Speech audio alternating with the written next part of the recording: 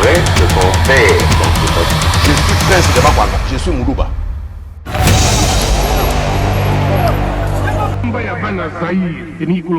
Unité nationale réalisée tous alliés.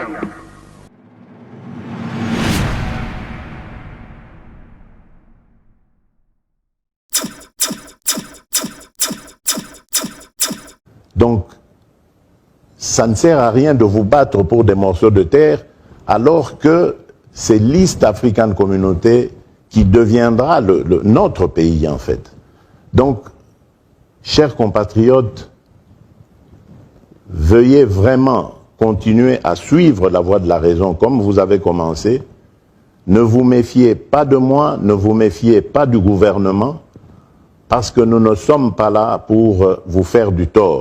Donc, ça ne sert à rien de vous battre pour des morceaux de terre alors que c'est l'East African Communauté qui deviendra notre pays en fait. Donc, chers compatriotes, veuillez vraiment continuer à suivre la voie de la raison comme vous avez commencé. Ne vous méfiez pas de moi, ne vous méfiez pas du gouvernement, parce que nous ne sommes pas là pour vous faire du tort. Donc, ça ne sert à rien de vous battre pour des morceaux de terre alors que c'est l'East African Communauté qui deviendra notre pays en fait. Donc, chers compatriotes, veuillez vraiment continuer à suivre la voie de la raison comme vous avez commencé. Ne vous méfiez pas de moi, ne vous méfiez pas du gouvernement, parce que nous ne sommes pas là pour vous faire du tort. Merci d'avoir choisi la RTGA pour vous informer. Une partie du Nord Kivu est en train d'être annexée au Rwanda et à l'Ouganda. Le cardinal Fridolin Ambongo a dénoncé ce vendredi devant la presse les plans de balkanisation de la RDC. Les faits les démontrent clairement, a-t-il dit, le remplacement de la population déplacée par les populations rwandophones et ougandophones. Le prélat catholique l'a constaté après sa visite pastorale au diocèse de Butembo-Beni du 27 au 31 décembre dernier. Fridolin Ambongo et au micro de Derek Katola.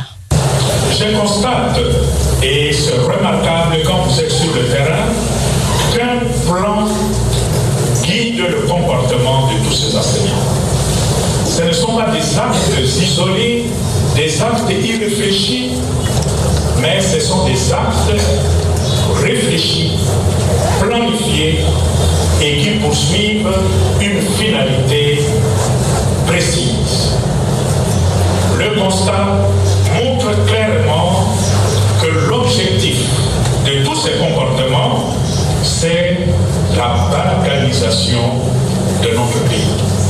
Cela se vérifie à travers le remplacement de la population déplacée par des populations généralement rwandophones ou ougandophones. Il est remarquable, quand vous parlez avec les militaires, on se rend compte tout de suite que notre armée est même infiltrée.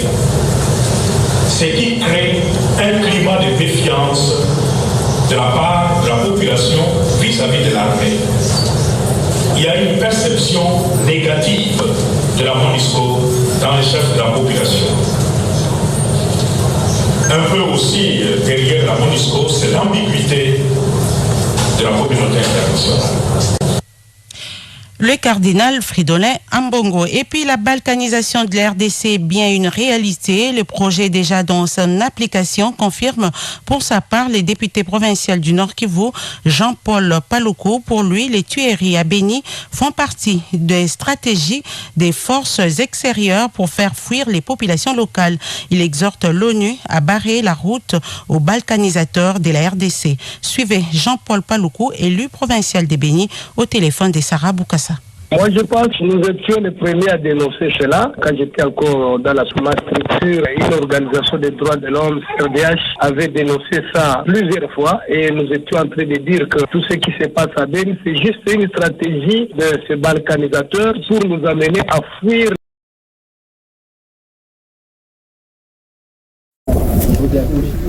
On est en train d'assister à quelque chose d'extraordinaire, quelque chose de surréaliste. Quand on dit qu'on est indépendant, on doit quelquefois s'interroger si c'est vrai. Nous sommes à Kamituga. On est venu pour voir la mine. La mine est à moins de 30 km d'ici. Mine non autorisée, exploitée par des Chinois. Personne ne peut mettre un nom sur la société chinoise. Par politesse, le ministre des Mines provinciales a appelé les Chinois pour leur dire on vient chez vous aujourd'hui. Vous savez ce qu'ils ont fait? Ils ont fermé les portes, ils sont partis. Ici, c'est le trafic d'autre chose, sauf que c'est plus soft. À vous, jeunes, de ne pas laisser faire. Ne vous laissez pas faire. Nous nous sommes laissés faire. Vous ne devez pas accepter ça. C'est inacceptable, tout simplement. Aux autorités congolaises de prendre aussi leurs responsabilités. Ça ne peut pas exister. Derrière nous, il y a un ministre des Mines provinciales qui est avec nous sur le tarmac, on ne peut pas bouger.